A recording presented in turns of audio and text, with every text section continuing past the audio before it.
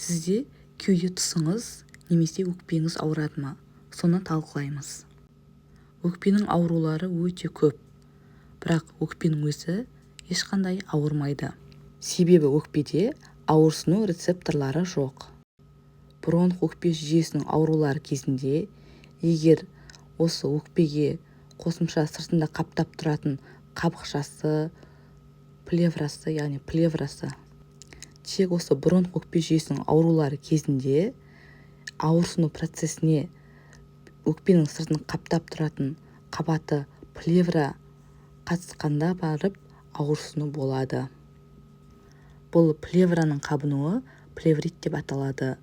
Ол пневмонияның, туберкулездің немесе басқа да аурулардың асқынуы кезінде көрінеді. Осы өкпе қаптарының, немесе өкпе жапырақшаларының созылуы кезінде болатын аурулар. Мысалы, эмфизема, өкпенің ісінуі, пневмоторакс кезінде де ауырсыну болады. Бұл жерде біз жөтелген кезде немесе тыныс алған кезде ауырсыну бола ма, сол арқылы айыра аламыз. Енді егер сізде кеуде тұсыңыз ауырып тұрса, онда бірнеше себептерден болуы мүмкін.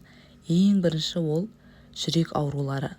Мысалы, инфаркт, стенокардия, перикардит, аортаның бөлінуі сияқты ауруларда, немесе ас қорыту жүйесіне келетін болсақ, гастрит, асқазанның жарасы, 12-желшектің жарасы, рефлюкстік ауру кезінде, өңештің грыжасы кезінде болады.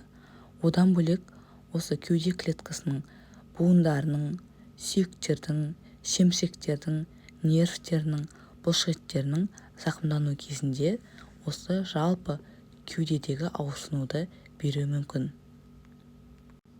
Тіпті аутоиммунды аурулар, травма кезінде, орталық жүйке жүйесінің аурулары кезінде, ісіктер кезінде, тіпті психикалық бұзылыс кезінде де кеуде қуысында, кеуде клеткасында, яғни кеуде тұста ауырсыну болады.